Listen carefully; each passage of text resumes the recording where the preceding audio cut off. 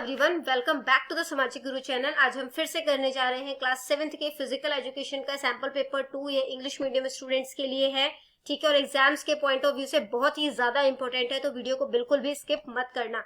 तो चलिए देखते हैं सबसे पहले पेपर पैटर्न हमारा किस तरीके का होने वाला है। तो पेपर आपका जो है वो 40 मार्क्स का आएगा, ठीक है, और टाइमिंग जो है वो आपको 2 घंटे की दी जाएगी। पार्ट ए में ऑब्जेक्टिव टाइप क्वेश्चन जो है वो पूछे गए हैं।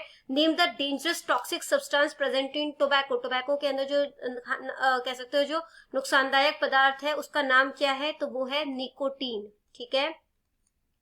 अगला क्वेश्चन है what type of special education is given to scout, कि स्काउट को किस तरीके की स्पेशल एजुकेशन जो है वो दी जाती है, तो उनको अच्छी आदतें जो है वो सिखाई जाती है, गुड हैबिट्स, ठीक है।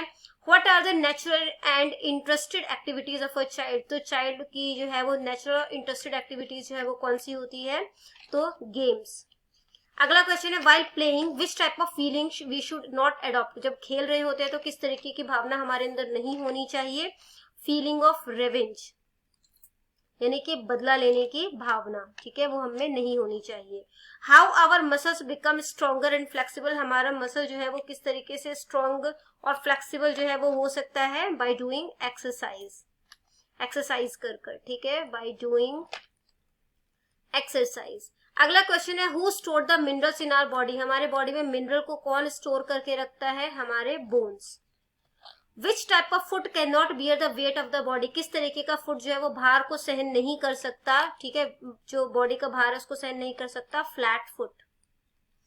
अगला क्वेश्चन है how should be the playground, playground जो है वो कैसा होना चाहिए, तो प्लेग्राउंड इवन यानी कि समतल होना चाहिए। What are Indian games, Indian games जो है वो कौन कौन से हैं, रेसलिंग, ठीक है, यानी कि कुश्ती, कबड्डी, ठीक है, कबड्डी और खो खो।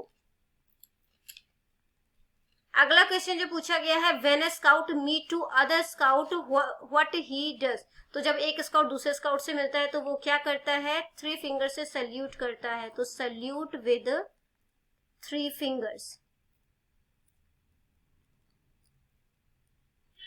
अगला क्वेश्चन है straight body looks, straight body जो है वो कैसी लगती है, सुंदर, ठीक है, तो ब्यूटीफुल। नेक्स्ट है dash is the injury of joints, तो स्प्रेन जो होता है वो ज्वाइंट्स की इंजरी होती है, चोट होती है, ठीक है। Yoga word derived from Sanskrit word use, use word से, संस्कृत के युज वर्ड से योगा वर्ड जो है वो बना है। अ स्काउट इज अ गुड, एक स्काउट जो होता है वो क्या, एक अच्छा सिटीजन होता है, ठीक है। नेक्स्ट जो है वो drinking alcohol is dash to health, तो drinking alcohol is injurious to health. अगला है ट्रू फॉल्स है drinking alcohol damages the kidney, तो ड्रिंकिंग अल्कोहल जो है वो किडनी को डैमेज कर देता है, तो ये बिल्कुल सही है, ठीक है, यानी अल्कोहल पीने से किडनी जो है वो खराब होती है। Sports causes disease to the body, sports की वजह से शरीर को बीमारियां लगती है, गलत है। फ्लैट फुट जो है वो बॉडी का जो वेट है वो प्रॉपरली जो है वो सहन कर सकता है, तो ये गलत है। सेंस ऑर्गन जो है वो हमें आसपास के सराउंडिंग की इंफॉर्मेशन देते हैं, बिल्कुल सही है।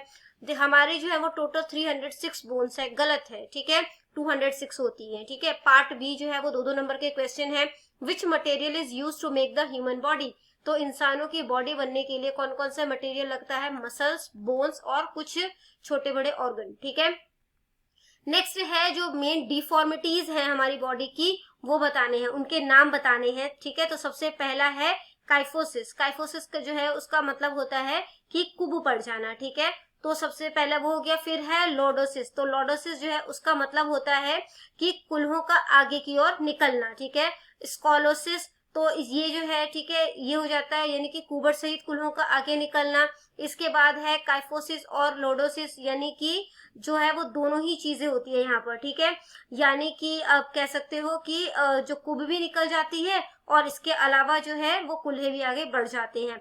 फ्लैट फुट होता है डिप्रेस्ड चेस्ट, ठीक है, इसका दबी हुई छाती हो सकती है। पिजन शेप्ड चेस्ट यानी कबूतर की तरह छाती या चपटी छाती, कबूतर की तरह छाती जो होती है उसको पिजन शेप्ड चेस्ट कहते हैं, ठीक है। फिर फ्लैट चेस्ट जो है वो हो सकता है या बेंट नेक हो सकता है, ठीक है, यानी कि टेढ़ी गर्दन। अगला क्वेश्चन है right symptom of fracture, fracture के क्या क्या लक्षण होंगे, तो यहाँ पे सिवियर पेन होगा, ठीक है, जहाँ पे भी चोट लगी वहां पे सिवियर पेन होगा। क्रैकिंग का साउंड आएगा, टूटने का साउंड आता है। अगर बोन को हिलाया जाता है और जो मतलब जिस पार्ट पे जो है वो चोट लगी है, जिस हड्डी पे चोट लगी है, वो काम करना जो है वो बंद कर देगा। ठीक है, अगला क्वेश्चन है जो शराब है वो किस तरीके से हेल्थ के लिए नुकसानदायक है, तो ये ब्रेन को बहुत ज्यादा प्रभावित करता है।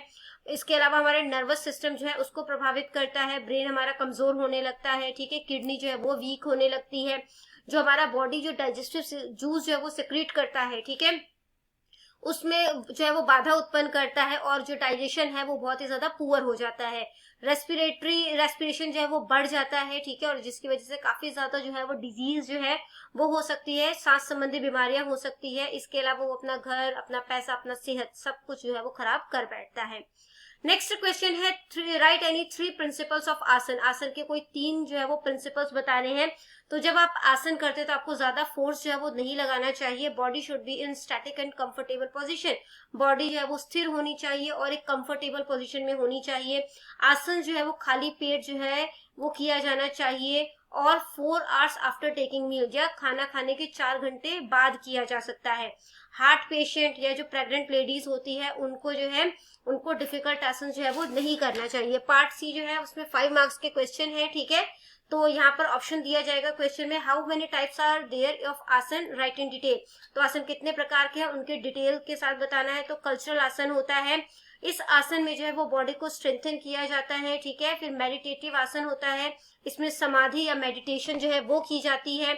अगला है रिलैक्सेटिव आसन, इसमें जो है वो बॉडी को रिलैक्स करवाया जाता है। ठीक है, तो इसमें जो है वो लेट जाया जाता है, लेट के आसन होते हैं ये। या तो नेक्स्ट क्वेश्चन अटेम्प्ट करना है कि give the reasons of lordosis. तो लॉर्डोसिस का रीजन जो है, यानी कि कुल्हों का आगे जो है वो क्यों निकल जाता है, उसका रीजन बताना है और इसको, इस डिफॉर्मिटी को कैसे ठीक किया जा सकता है वो आपने बताना है। तो कारण क्या क्या है कि चलने का सही तरीका ना होना, the habit of walking with belly protruding in younger age, तो पेट बाहर निकाल के चलना। ठीक है, बैलेंस डाइट प्रॉपर ना होना बचपन से।